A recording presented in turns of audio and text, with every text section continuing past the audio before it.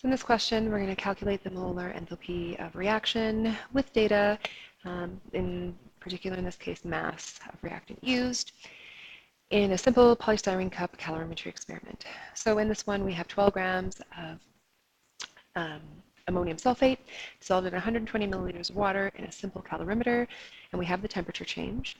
So here's our mass.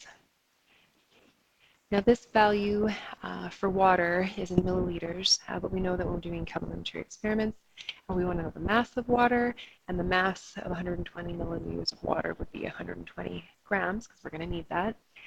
We can also calculate delta T using the final and the initial temperature. So we're going to start this off. On the left, we'll have the energy for the water. On the right, we'll have the enthalpy for the substance that's dissolving.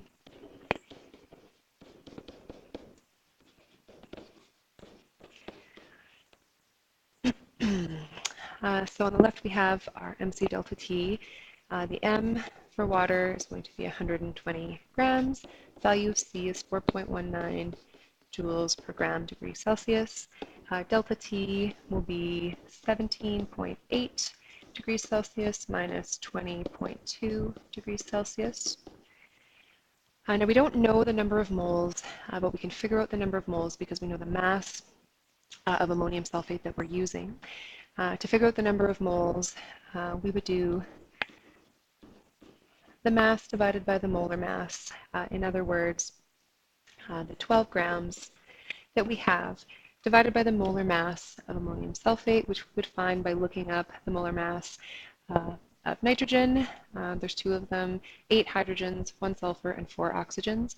It gives us 132.17 grams per mole. Times the molar enthalpy, which is what we're looking for. So we'll perform this calculation. So as we do the calculation and we solve for the molar enthalpy, we end up with a value of 13,291 joules.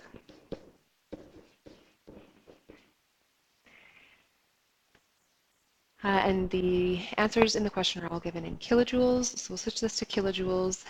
This would end up being 13.3 kilojoules as the molar enthalpy. And so if we take a look, D is the best choice.